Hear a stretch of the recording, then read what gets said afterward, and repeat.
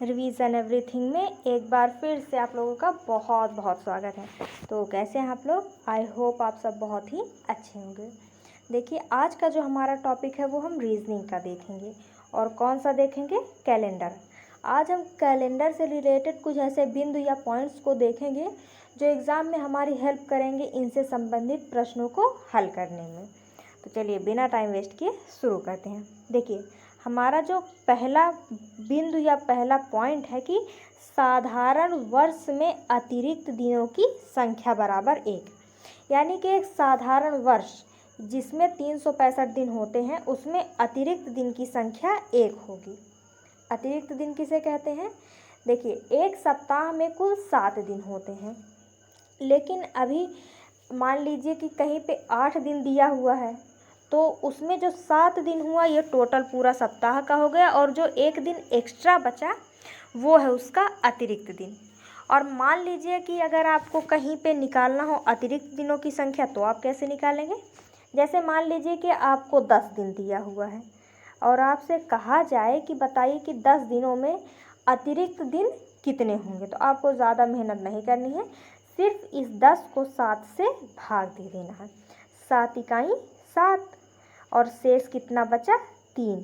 यानी 10 दिन में जो अतिरिक्त दिनों की संख्या है वो है 3। ठीक है, तो उसी तरीके से एक साधारण वर्ष यानी 365 दिन में कुल अतिरिक्त दिन केवल 1 होते हैं, क्योंकि 364 तक तो पूरी तरीके से डिवाइड हो जाएगा, अतिरिक्त दिन केवल 1 बचेंगे। ओके। और अगला है कि लीप वर्ष या अधिवर्ष में अतिरिक्त दिनों की संख्या 2 होती है। लीप ईयर किसे कहते हैं? वैसा वर्ष जिसमें फरवरी में 29 दिन होते हैं। ओके। और साल भर में देखा जाए तो 366 दिन होते हैं, उसे लीप ईयर कहते हैं। और अगर आपको पता लगाना है कि लीप ईयर कौन सा वर्ष है, तो उसमें आपको कुछ वहाँ पे भी ज़्यादा मेहनत नहीं करनी है, वहाँ पे केवल उस वर्ष में 4 से भाग दे दीजिए। जैसे कि मान लीजिए कि 2020 है, इसको आप जब 4 से डिवाइड करेंगे तो ये पूरी तरीके से चला जाएगा, भाग हो जाएगा। यानी कि जो 2020 है ये लीप ईयर है। ठीक है, तो जो लीप ईयर होता है इसमें अतिरिक्त दिनों की संख्या 2 होती है, क्योंकि जब आप 366 में 7 से डिवाइड करेंगे तो शेष 2 बचेगा। ओके। और तीसरा जो हमारा पॉइंट है कि 100 वर्षों में अतिरिक्त दिनों की संख्या बराबर 5। विषम दिन कह लीजिए या फिर अतिरिक्त दिन, बात एक ही है। और ये कैसे होता है? देखिए, जो 100 वर्ष होंगे उसमें 76 वर्ष ऐसे होंगे जो साधारण वर्ष होंगे, यानी कि जिनमें 365 दिन होंगे। उसके अलावा 24 वर्ष ऐसे होंगे जो लीप ईयर होंगे। कहने का मतलब है 24 वर्ष ऐसे होंगे जिनमें फरवरी में 29 दिन होंगे। ओके। तो इस प्रकार जो 100 वर्ष होंगे उसमें जो विषम दिन होंगे वो 5 दिन होंगे। अब आप इसको कैसे निकालेंगे? देखिए, यहाँ पे है, देखिए 76 तो साधारण वर्ष हो गए, और 76 वर्ष है तो 76 दिन ही एक्स्ट्रा होंगे, क्योंकि एक साधारण वर्ष में एक अतिरिक्त दिन होता है, तो 76 साधारण वर्ष में 76 अतिरिक्त दिन हो गया। उसके बाद 24 साल ऐसे हैं जो लीप ईयर हैं, और एक लीप ईयर में 2 अतिरिक्त दिन होते हैं, इसीलिए यहाँ पे 24 गुणे 2 कर दिया गया है। तो टोटल कितना आया? 124 विषम दिन या फिर अतिरिक्त दिन मान लीजिए। तो जब आप 124 में 7 से भाग करेंगे तो 5 दिन आएंगे, यानी कि 100 वर्ष में कुल 5 अतिरिक्त दिन होते हैं। ओके। फिर देखिए, अगला है कि 200 वर्ष में अतिरिक्त दिनों की संख्या 2 गुणे 5 बराबर 10। यानी कि देखिए, 100 वर्ष में 5 विषम दिन, तो 200 वर्षों में 10 विषम दिन, है ना। और जब आप 10 को 3 से डिवाइड करेंगे तो 3 शेष बचेगा, यानी कि 200 वर्षों में 3 अतिरिक्त दिन होते हैं। अब अगला है 300 वर्षों में अतिरिक्त दिनों की संख्या, तो 5 गुणे 3, यानी कि 5 3 या 15 हो जाएगा।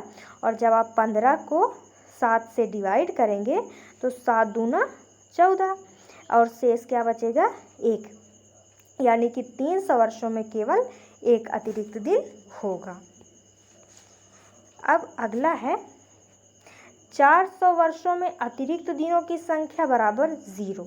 क्योंकि देखिए 100 वर्षों में 5 अतिरिक्त दिन, तो जो 400 वर्षों में जब 5 चौका 20 करेंगे तो 20 आ जाएगा। और फिर जब 20 को आप 20 आ जाएगा, ठीक है।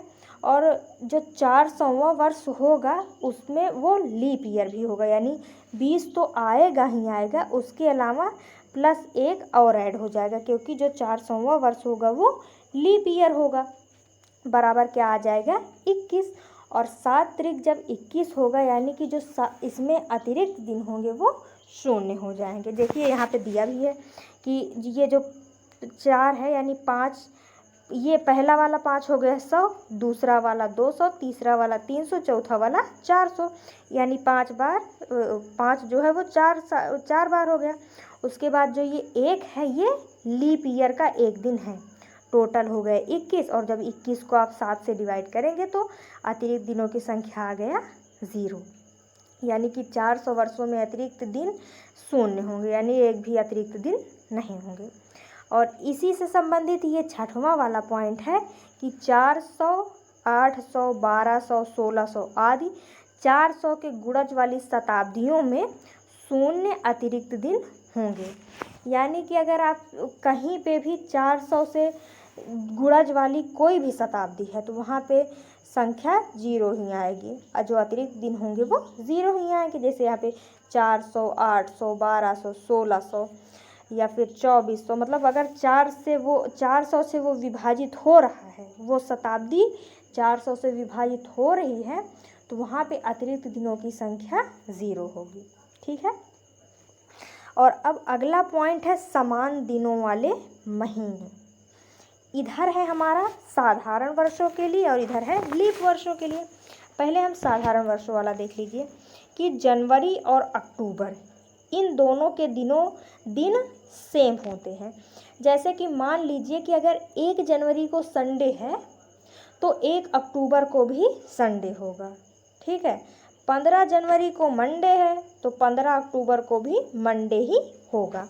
उसी तरीके से इन चारों में भी है, जनवरी और अक्टूबर में समान होते हैं, फिर फरवरी, मार्च और नवंबर में दिन समान होते हैं, और अप्रैल और जुलाई, सितंबर और दिसंबर, इन सब में दिनों की संख्या समान होती है। जैसे कि ये सितंबर और दिसंबर मान लीजिए कि 1 सितंबर को कोई भी दिन है, मान लीजिए 1 सितंबर को बुधवार है तो 1 दिसंबर को भी बुधवार ही होगा। अगर आपको यकीन नहीं होगा तो अभी आप तुरंत कैलेंडर चेक कर लीजिए, ओके। तो इन चारों में ये साधारण वर्ष के लिए हो गया। फिर उसके बाद लीप ईयर में क्या होता है, लीप ईयर में जनवरी, अप्रैल और जुलाई, ये जो 3 महीने हैं इनमें दिनों की संख्या समान होती है। फिर फरवरी, अगस्त, मार्च, नवंबर, सितंबर और दिसंबर, इनमें दिनों की संख्या समान होती है। तो अगर आपसे मान लीजिए कि कहीं आपसे पूछा जाए कि 1 जनवरी 2020 को संडे है, तो बताइए कि 1 अक्टूबर 2020 को कौन सा दिन होगा, ओके। तो आप नॉर्मली जैसे निकाला जाता है वैसे भी निकाल सकते हैं, लेकिन अगर आप ये पढ़े रहेंगे तो आपको पता होगा कि अगर जनवरी को है वही दिन तो अक्टूबर में भी वही होगा, क्योंकि आपने ये पढ़ा हुआ है। तो वहाँ पे आपको कोई भी कॉपी पेन निकालने की ज़रूरत नहीं पड़ेगी, आप नॉर्मल से वही दिन दे देंगे, ठीक है। और इसीलिए ये आपको फ्यूचर में बहुत हेल्प करेगा। देखिए हम जब रीजनिंग पढ़ रहे थे ना, हमको जब ये टॉपिक पता चला तो हमको लगा कि आप लोगों के साथ शेयर करना चाहिए, क्योंकि आप लोगों को भी ये हेल्प करेगा। वहाँ पे जब ये क्वेश्चन हमसे पूछा गया था तो हम बैठ के निकाल रहे थे, क्योंकि हमें पता ही नहीं था इसके बारे में। हम बैठ के पूरी लंबी विधि से निकाल रहे थे, लेकिन जब ये पता चला हमने कहा क्या बात है, बहुत बढ़िया टॉपिक है ना, कि अगर हमें याद रहेगा और उसी वर्ष का निकालना रहेगा तो वो आराम से निकाल सकते हैं। तो आप लोग ये याद कर लीजिएगा, ठीक है।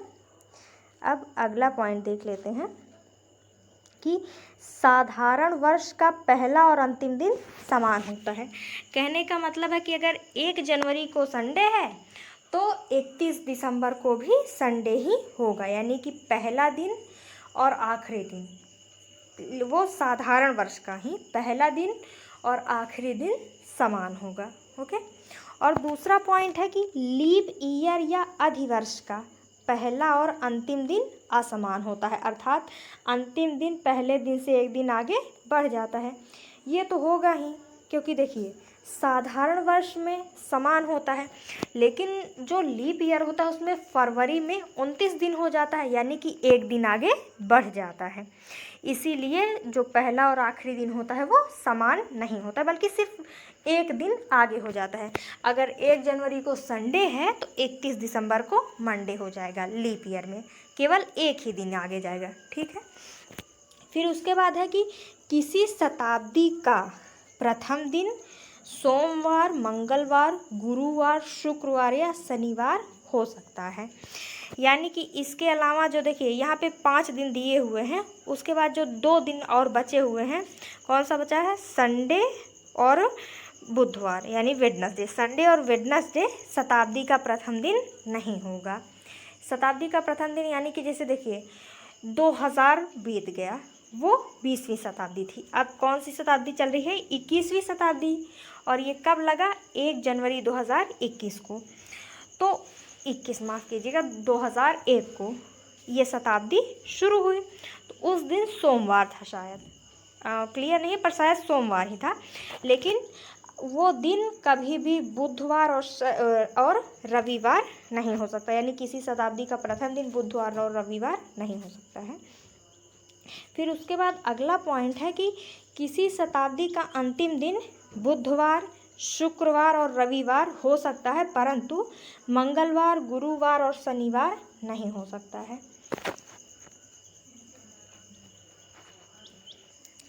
ये सारे जो पॉइंट है ये हमको एग्ज़ाम में पता है कब हेल्प करते हैं, जब हमसे ये लास्ट दिन ही पूछा जाए। तो उस वक्त अगर हमें ऑप्शन में मिल जाए, देखिए जैसे यहाँ पे पॉइंट है कि किसी शताब्दी का अंतिम दिन बुधवार, शुक्रवार और रविवार हो सकता है, लेकिन मान लीजिए अगर ऑप्शन में इन तीनों के अलावा कोई और दिन आ गया, मान लीजिए बुध, शुक्र, रविवार भी है और उसके अलावा मान लीजिए सोमवार भी दे दिया, तो वहाँ पे हमको दिन निकालना नहीं पड़ेगा। अगर हम जानते रहेंगे कि अंतिम दिन केवल यही तीनों हो सकते हैं, तो इन तीनों को छोड़ के हम चौथे ऑप्शन के साथ जा सकते हैं। तो ये सारे पॉइंट हमको वहाँ पे हेल्प करते हैं। तो अब अगला पॉइंट है कि साधारण वर्ष के बाद अगला वर्ष अधिवर्ष हो तो निश्चित तिथि का दिन पहले दिन की तुलना में 1 दिन या 2 दिन आगे जा सकता है। ये कोई एक्स्ट्रा पॉइंट है नहीं, बल्कि यही मान के चलिए कि जो पहला और दूसरा पॉइंट ये है, ये उसी का मिक्स करके दे दिया गया है कि 1 दिन आगे चला जाएगा कोई भी दिन। तो आई होप कि आपको ये सारे पॉइंट्स समझ में आ गए होंगे, और ना समझ में आए होंगे तो प्लीज़ बता दीजिएगा, हम और भी बेहतर तरीके से अपनी तरफ से कोशिश करेंगे और चीज़ों को समझाने की। तो अगले वीडियो में हम कुछ क्वेश्चंस को देखेंगे। तो आई होप कि आपको ये सब समझ में आया होगा। मिलते हैं नेक्स्ट वीडियो में। Thank you.